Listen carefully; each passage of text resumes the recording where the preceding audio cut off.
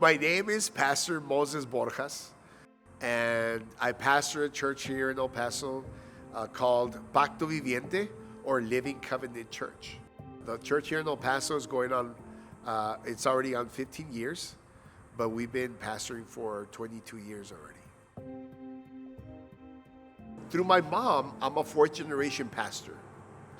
Through my dad, I'm a second generation pastor. So there's kind of a legacy and inheritance, and it's in my sangre, it's in my blood. El agua tiene tanto poder para mover todas estas piedras, y mientras estaba corriendo el agua iba moviendo las piedras. But my dad he was a mountain hiker. He would take us out to the deserts, because we lived in the outskirts of El Paso, so we would walk the arroyos, we would walk the deserts, and he would always have a New Testament Bible here in his pocket. And he would come to a tree in the desert, just like the one behind us, find a little bit of shade, sit down, get a rock, sit down and rest. And then he would start teaching us about the Gospels and the story of Jesus. My dad taught us and said, esta vida va a ser dura, hijo. El ministerio no es fácil. Ministry is not easy. This life can get hard, but you gotta keep trusting God. Even though at the moment it hurts, to keep going on, you gotta trust God. I think in Christianity, a lot of times we are always wanting to tell to God what's important to us and not ask Him what's important to you. There comes a moment as a believer that you gotta ask God, what is important to you, God? And I'm gonna say that one of those things is He tells us, my creation is important. Now, when we don't take care of it, what happens? We take away the value. I feel that that's what we are having, and with all due respect, mental crisis, mental challenges. Just look at what happened during COVID. When we're inside, we start struggling because we were not made to be inside. A church will not be effective if it's always inside. Jesus would always go outside.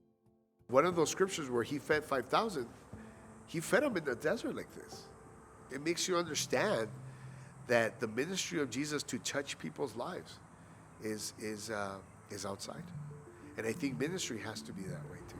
Entonces, nuestra ciudad requiere gente como ustedes, como nosotros, que seamos voces, que seamos gente de fe, que tomemos, y voy a decir en inglés, that we would have pride of our city, que tengamos un sentir de contentamiento y alegría por nuestra ciudad, y que podamos decir, yo voy a bendecir mi ciudad, voy a orar por mi ciudad, voy a creer que Dios tiene un propósito para nuestra ciudad. If you really think about it, every day is an investment of what we're doing for tomorrow. Whether you do nothing, that's an investment. Or whatever seed you sow, it's going to come out. The question is, what are we sowing? Are we sowing our voices to be heard? Are we sowing our hearts, our actions? Or are we just going to stay silent and say, well, I really don't care about it? Hoy, Padre, declaramos, Señor, y oramos, Padre Santo, que tú llegues y traigas consuelo, que traigas fortaleza, que traigas, Señor, este día un alumbramiento, una esperanza nueva, Señor, para muchos jóvenes que están luchando, Señor, y pensando que ya su vida no vale. Vuelve a poner, Señor, en ellos el espíritu de vida, vuelve a poner un espíritu de esperanza, Señor. Aviva nuestra ciudad, aviva nuestras iglesias, aviva nuestra ciudad del Paso, Señor, en el nombre de Jesucristo estamos creyéndolo. Amén, amén, amén. Siembre para bien. Always sow for good. That's what my dad used to say. He said, because what maybe you won't see, your kids will.